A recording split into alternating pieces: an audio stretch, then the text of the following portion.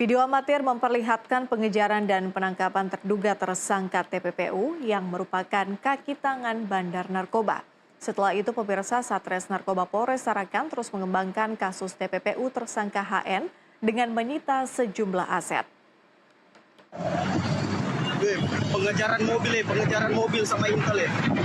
Sebuah video amatir memperlihatkan aksi pengejaran terduga pelaku kasus tindak pidana pencucian uang dari transaksi narkoba. Penangkapan terduga bernama berinisial RI di Jalan Yosudarso di depan Pelabuhan Tengkayus 1 oleh Satres Narkoba Bareskrim Polri dan Polres Tarakan. RI berhasil ditangkap usai mobil minibus yang dikendarainya menabrak tiang lampu saat dilakukan pengejaran. RI diduga berkaitan dengan kasus tindak pidana pencucian uang atau TPPU kasus narkotika yang dijalankan oleh tersangka HN yang telah ditahan di Lapas Narkotika Jakarta.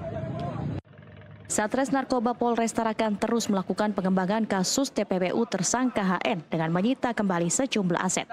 Tidak hanya itu, istri tersangka pun telah menyerahkan uang sebesar 1,2 miliar rupiah yang diduga dari hasil transaksi selama ini yang dijalankan Hendra sebagai bandar narkoba. Selain aset yang ada di Tarakan, bersama penyidik dari Sat Narkoba Bareskrim Polri juga disitanya aset yang berada di Kabupaten Nunukan. Aset kendaraan dibawa dengan kapal feri ke Tarakan, yaitu 2 unit mobil mewah, 9 sepeda motor, 2 ATV, dan 1 jet ski. Dengan demikian, kini aset yang diamankan sudah ada total 25 sepeda, 7 mobil, 5 speedboat, 4 rumah, 2 jam mewah, dan beberapa bidang tanah telah diamankan dan disegel. Satu ditemukan, kemudian bidang tanah ada beberapa, cukup banyak kemarin sertifikat tanah, jadi setelah itu nanti kita akan pasang pelang yang sudah disita dalam operasi gabungan dipimpin dari Direktur Tindak Pidana Narkoba Mabes Polri bersama dengan Polres Tarakan. Saksi yang diamankan di sana ada? Saksi yang diperiksa di Mabes Polri cukup banyak. Jadi semua pemeriksaan kita ngikutin perintah dari Mabes, mana yang diperiksa di Mabes, mana yang diperiksa di Polres Tarakan. Dan ini akan berlanjut terus pengembangan ini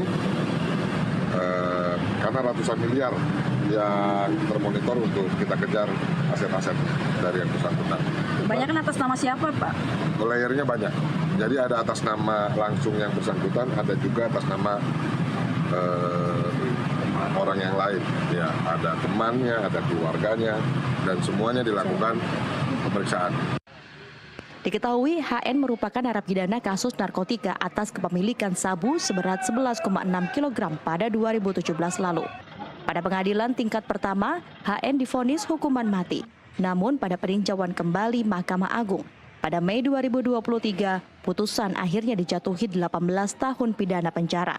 HN juga sudah membayar denda sebesar 1 miliar rupiah untuk mengganti denda subsidiarnya 3 bulan penjara.